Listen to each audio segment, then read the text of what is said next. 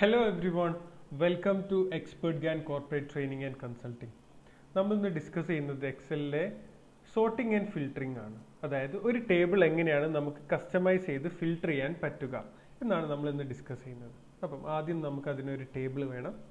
ആ ടേബിളിൽ ഹെഡിങ് ആണ് നമുക്ക് കസ്റ്റമൈസ് ചെയ്യാൻ അല്ലെങ്കിൽ ഫിൽറ്റർ ചെയ്യാൻ നമ്മൾ യൂസ് ചെയ്യുന്നത്. അപ്പം നമുക്കൊരു ടേബിളിൽ ഒരു ഹെഡിങ് കമ്പൽസറി ആണ് ഈ ഒരു ഫംഗ്ഷൻ വർക്ക് ചെയ്യണമെങ്കിൽ.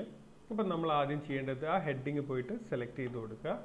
ഇവിടെ ഹോമിൽ നിങ്ങൾക്ക് ഒരു സോർട്ട് ആൻഡ് ഫിൽറ്റർ ഓപ്ഷൻ കാണാം. അവിടെ പോയിട്ട് ഫിൽറ്റർ ക്ലിക്ക് ചെയ്യാം. ഫിൽറ്റർ ക്ലിക്ക് ചെയ്ത് കഴിഞ്ഞാൽ നിങ്ങൾക്ക് ഇപ്പോൾ ഇവിടെ കാണാം ഓരോ ഹെഡിങ്ങിനും ഓരോ ഡ്രോപ്പ് ഡൗൺ ലിസ്റ്റ് ഉണ്ട്. അതിനർത്ഥം നമുക്ക് ഇവിടെ കാണുന്ന ഓരോ ഡ്രോപ്പ് ഡൗൺ ലിസ്റ്റ് വെച്ചിട്ടും നമ്മൾക്ക് എന്ത് ചെയ്യാൻ പറ്റും, നമ്മളെ ടേബിൾ ഫിൽറ്റർ ചെയ്യാൻ പറ്റും. അപ്പം ഫസ്റ്റ് ഞാനിപ്പോൾ ടീമിൻ്റെ നോക്കുകയാണെങ്കിൽ ഇവിടെ എല്ലാ ടീമിൻ്റെ പേരും ലിസ്റ്റ് ചെയ്തിട്ടുണ്ട്. അപ്പം ഇവിടെ സെലക്ട് ഓൾ ക്ലിക്ക് ചെയ്ത് കൊടുക്കുക. അത് കഴിഞ്ഞാൽ എനിക്ക് വേണ്ട ടീമിന് ഇപ്പോൾ ഞാൻ ലിവർപൂൾ സെലക്ട് ചെയ്ത് കൊടുത്തു കഴിഞ്ഞാൽ എനിക്ക് ലിവർപൂളിൻ്റെ ഡാറ്റ മാത്രം കിട്ടും. അതേപോലെ ഇപ്പോൾ ലിവർപൂൾ ഞാൻ കൊടുത്തു, അതേപോലെ ഞാൻ മാഞ്ചസ്റ്റർ കൊടുത്തു. അങ്ങനെയാണെങ്കിൽ എനിക്ക് ആ രണ്ട് ടീമിൻ്റെത് മാത്രം കിട്ടും.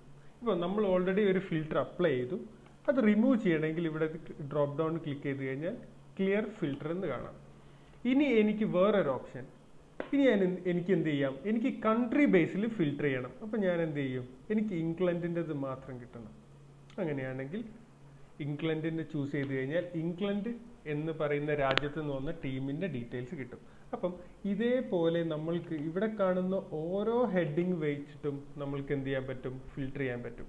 ഇനി ചാമ്പ്യൻസ് ലീഗിൻ്റെ കേസിലാണെങ്കിൽ അവർ ചാമ്പ്യൻസ് ലീഗ് കളിച്ചിട്ടുണ്ടോ ഇല്ല, അപ്പോൾ യെസ് ഓർ നോ കൊടുത്തിട്ട് വേണമെങ്കിലും എനിക്ക് ഫിൽറ്റർ ചെയ്യാം. അപ്പോൾ നമുക്ക് ഇവിടെ ഒരുപാട് ഓപ്ഷൻസ് വരും. ഒരു ടേബിൾ കിട്ടി, നമ്മൾ ആ ഹെഡിങ് വൈസ് ഓരോ ഹെഡിങ് വൈസും നമ്മൾക്ക് എന്താക്കാൻ പറ്റും, നമ്മൾ ടേബിൾ ഫിൽറ്റർ ചെയ്യാൻ പറ്റുന്ന ഒരു ഓപ്ഷനാണ് സോർട്ട് ആൻഡ് ഫിൽറ്റർ ഓപ്ഷൻ.